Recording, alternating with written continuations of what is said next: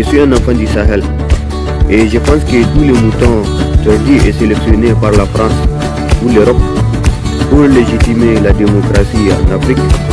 ont fait preuve d'un professionnalisme criminel, d'un professionnalisme hors du commun animal, d'un professionnalisme qui a définitivement maquillé l'Union africaine, l'UEMOA et la CEDEAO pour les bons vouloirs de l'Élysée et de l'Union européenne, pour légitimer l'existence parasitaire de l'Élysée avec les États africains, pour payer les 5 minutes de vote du paysan avec 5 années de calvaire incessant, avec 5 années de cirque, 5 années de machination et de manœuvres dilatoires, 5 années de spectacles sanguinaires, 5 années de pillage, 5 années de décrets ministériels comme pour un asile psychiatrique, 5 années de devoirs sans droit des États américains, des pollutions, des gémophotismes et par-dessus tout, une leçon de morale sur la démocratie et les droits humains. En dépit de toutes ces performances criminelles du mouton politicien qui épaule l'Élysée et l'Union européenne, force est de constater que tous les moutons parrainés par la République française ont su trouver le mot juste pour corrompre irrémédiablement la démocratie dans les berceaux de la francophonie comme aux 4 coins de l'Afrique. Et au-delà de l'opinion subjective de la sorcière sanguinaire qui constitue la communauté internationale,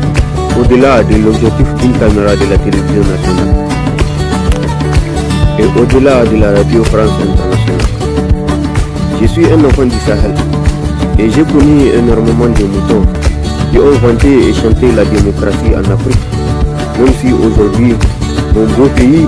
n'a jamais connu une démocratie digne de son nom. Après plus de 6 décennies d'indépendance, même si la première transition démocratique de mon pays est l'un de faire l'unanimité de tous les esprits avertis du néocolonialisme français. Après tout, le soleil des indépendances tant chanté et vanté, chômé et payé, après un oui à la communauté franco-africaine, après énormément de moutons tordus, après énormément de corvettes politiques, après énormément de régimes qui semblent un peu plus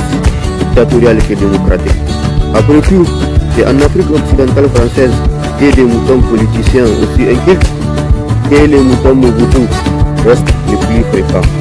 Au-delà de toutes ces vies détruites, au-delà des temps de rêves piétinés, au-delà des temps d'espoir enterrés. Après tout,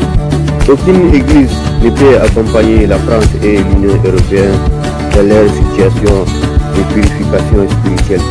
Après tant d'escapades nocturnes en Afrique, après tant d'expériences en matière de professionnelle, après tant d'imagination débordante, après tant d'aventures meurtrières.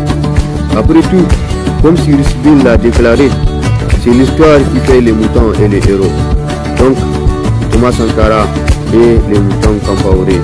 ne sont que des acteurs face à l'histoire africaine.